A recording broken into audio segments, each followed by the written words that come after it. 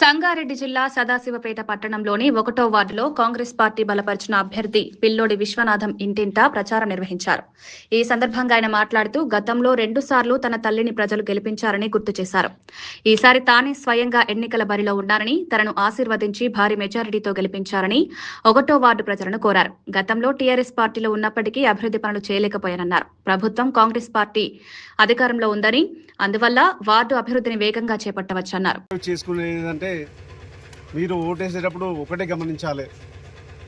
నేను పెద్దలందరికీ ఒకటి విన్నవించుకుంటున్నా, దయచేసి ఒక్కసారి ఓటు అనేది చాలా విలువైనది.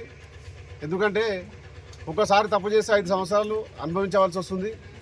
కాబట్టి గతంలో ఈ యొక్క వార్డుకు మా అమ్మ పిల్లోడి చేయమను మీరు ఆశీర్వదించి గెలిపించినందుకు ఇప్పుడు మీరు కావాల్సిన చూసుకోవచ్చు. సీసీ రోడ్లు కానీ, బోర్లు కానీ, డ్రైనేజ్ కానీ, లైటింగ్ కానీ,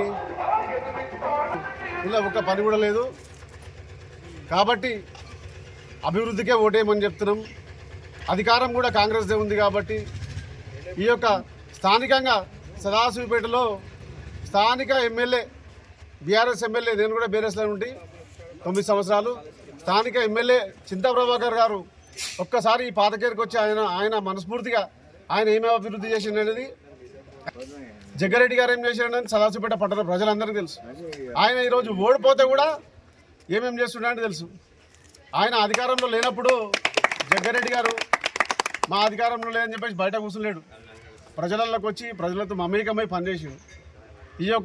ఈరోజు కల్లబల్లి మాటలు చెప్తున్నా మా చింతా ప్రభాకర్ అన్న గారికి ఒకటే చెప్తున్నా, నువ్వు దయచేసి అభివృద్ధి ఏం చేసావో నీ మనసుకు తెలుసు, మీ మనసాక్షికి తెలుసు. కాబట్టి వద్దు ఇప్పటివరకు చెప్పిన అబద్ధాలు సాలిగా. ఎందుకంటే నీ రాజకీయ వీడికే క్లోజ్ అయితే నీకు కూడా తెలుసు. దయచేసి చెప్తున్నా, మీరు కల్లబల్లి మాటలు చెప్పి ప్రజలను మోసం చేయకుండా, నన్ను మోసం చేసినట్టు ప్రజలను మోసం చేయకుండా వాళ్ళ ఉసురు ముడుతుంది అని చెప్తున్నా.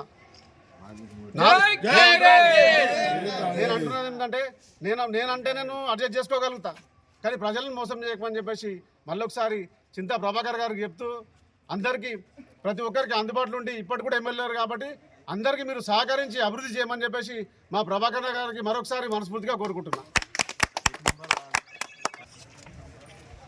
అదేవిధంగా ఒకసారి నాకు 2 సార్లు గెలిపించారు 13వ వార్డు ప్రజలు. మరి 1వ వార్డు ప్రజలు కూడా మా అమ్మని 2 సార్లు గెలిపించారు. ఎప్పుడు కూడా వాళ్ళను నేను మర్చిపోనని మనస్ఫూర్తిగా కోరుకుంటున్నా.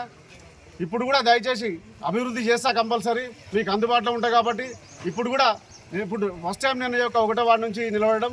కాబట్టి మీరందరూ ఓటర్ మహాశయులకు అందరికీ దండం పెట్టేది ఒకటే చెప్తున్నాను, నేను ఈసారి కూడా నన్ను గెలిపేయండి, అభివృద్ధి కంపల్సరీ మీకు చేస్తా, అందుబాటులో ఉంటానని చెప్పేసి మనస్ఫూర్తిగా కోరుకుంటున్నాను.